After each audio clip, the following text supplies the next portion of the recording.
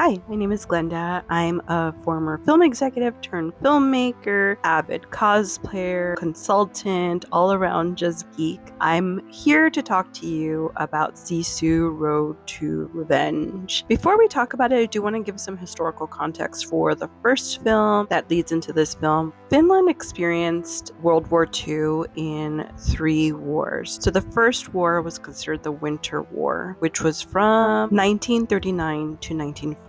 During that period, they were fighting against the Soviet Union. They lost a lot of land. It was a difficult war, which led into the Continuation War. And during the Continuation War, they actually allied with the Third Reich. It wasn't a formal alliance because they didn't sign what's called the Tripartite Pact, which I'm sorry if I mispronounced that, but it was called co-belligerent. So they partnered with the Nazis because they saw an opportunity to get their land back from the Soviet Union, but they were co-belligerent, which means you're like an ally in war, but you're not former allies, and you might be fighting for the same thing for different reasons. And for the Finnish, they saw an opportunity to get their land back.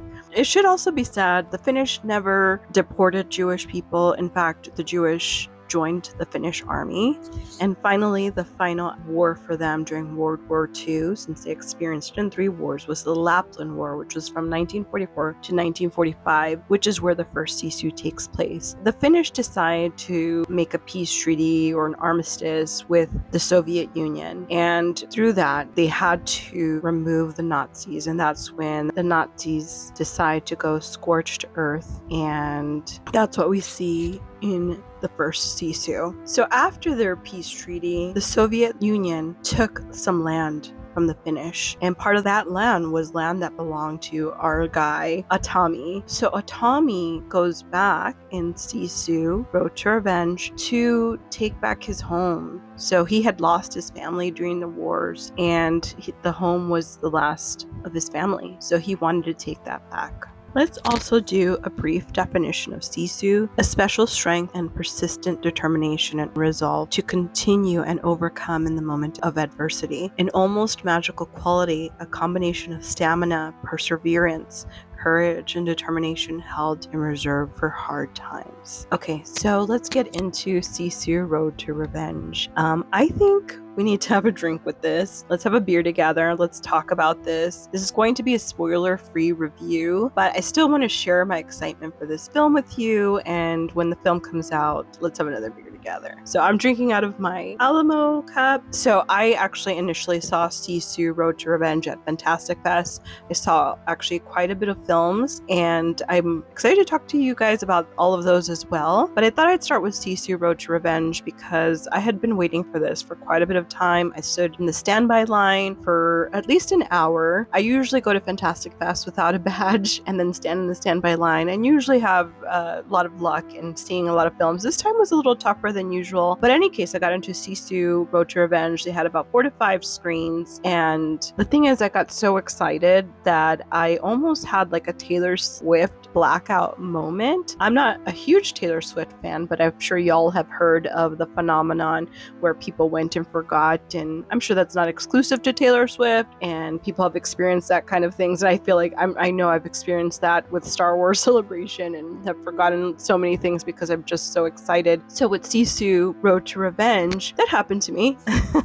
I sort of blacked out because I was so excited, and I saw the Q&A, didn't take notes, which I regret, but I live in LA and the film played again at Beyond Fest, so I got to go again. I took my dad, I introduced him to the first film first, the day before, and then we went the next day to see the movie. The cool thing about Beyond Fest is they actually give you like a physical ticket to go in, so it's kind of a souvenir. It was really cool. It's at the Egyptian Theater, which is a historical film theater, and I was not disappointed. So basically, if you love the first one, you will love this one. Can you imagine having Aatami, in the first one, just fighting back because that's the Finnish way, and you're resilient and you don't want to give in to these freaking tyrants, and then you add revenge into that. So in this film, he actually faces the person that killed his family head on. He faces Stephen Lang, which is amazing. And in this film, yes,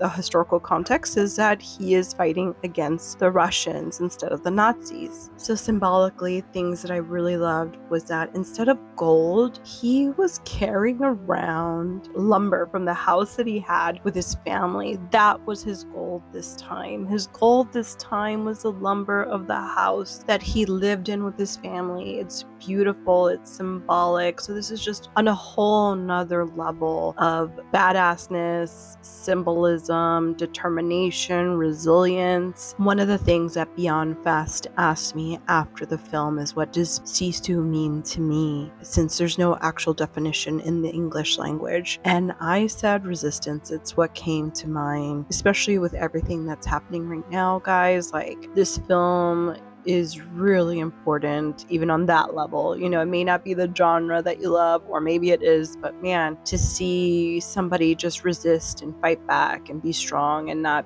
give in. Aatami resists oppression. Aatami resists occupation. Aatami resists physical and psychological limits, and honestly, he just resists whatever we think might break him or you. I think I took resistance from it, and I think the film did such a great job because director Jalmari Helander does a great job of making the film feel grounded and real. Like, he films on location. That's so important to him. I do remember in the Q&A he did say that he thinks of the most fantastical, crazy, ludicrous action sequence, sets himself on that, and then decides, okay, no, we're going to push further. So he'll decide on something and then push further. And he just does such a great job of making it feel like grounded and real, but yet have moments of levity and humor. The only moment that you have to kind of suspend disbelief is with Aatami. And that's the whole point, right? Because it's called SISU. And so you want to see a mythological representation of SISU and what it means internally. Maybe physically it's unrealistic, all these things would happen, but that's the point, right? It's like, it's poetic. It's supposed to feel like SISU means going beyond expectations. And honestly, in real life, that's what they're about. They do push beyond. So that's what this film is about. So it makes sense that it would feel fantastical. So when people compare this film, they're going to say John Wick, they may say Inglourious Basterds and Quentin Tarantino, they may say Mad Max, and all of that is true. That is what this film feels like. But I feel like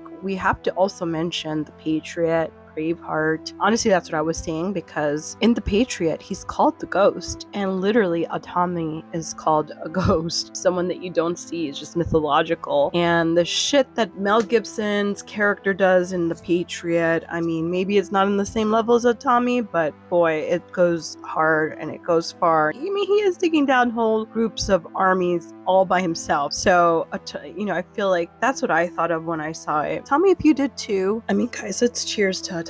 Like, he's such a badass. I also found the working class imagery that continues in this film beautiful. You know, here's this mythological, badass, crazy hero in Jorma, like, without saying anything. How incredible is he? Like, he continues to be just as awesome and pushes even further in this film. But to have him be like the representation of what's so important to the Finnish culture, which is Sisu, and have him be working class and have that imagery, him with the pickaxe, and this time with driving around lumber, which is the lumber of his home. The last thing I want to mention is that director Jalmari really cares about story and character. I couldn't find any behind the scenes videos. Maybe I didn't look hard enough, I don't know. And if you found something, please comment below. But I didn't see anything for Sisu Road to Revenge just yet. But what I did find for the first Sisu is that Jalmari defined the characteristics and the goals of every character, including each and every Nazi. It's not because he cared about the Nazis, but he wanted the world to feel real and lived in. And so every Nazi had its own name, it's his own personality, and that continues in this film. He just gives a shit. He gives, yes, the action is fantastical, which is what we're here for, but everything else is pretty grounded. And even the action, it's always kind of like, well, maybe that would happen, right? So, I just hands down love this movie. I think for me, both of them were special for different reasons. The first one was because how cool is it to see an elder hero in that way, and to see someone fight back that way, have it feel grounded and humorous all at the same time and fantastical. And then the second one, it was another level because it's the same character, but now he's fighting for something personal, and he gets to take on his enemy, the person that killed his family, head on. And I mean, if we already saw him be one way in the first movie, imagine this one. So it's awesome, it's beautiful. I think if you can learn more about the Finnish culture, I was looking up things, and it's great to expose ourselves and learn about different countries and their history, and to see things represented differently. And even though we've seen it before, it still feels very fresh. And I highly encourage you guys to see this film. I am one of those advocates that feels like you should see it in theaters. Please see it in theaters. There's nothing like watching it with an audience where people are cheering, yelling, laughing at all the same things. It's just an incredible experience. So I can't recommend it enough. Let's talk about it again when it's out in theaters. Let's cheers to the movie. And if you want to hear more of my thoughts, if you want to comment below, if there's something that I missed, please do so. Please share with me more info if you have more info. If you want a spoiler review, I'm happy to do that. I'm just going to try to wait till the movie comes out, but if you want to talk about it in the comments, we can. I'm here. I love cinema. I'm here to connect with y'all. So do the thing, please. Like and subscribe so I can share more of these reviews with you and more of my thoughts and geek out with you. And I'll see you guys soon. I want to talk to you guys about the Fantastic Fest Film Festival and all the badass cool films I got to see.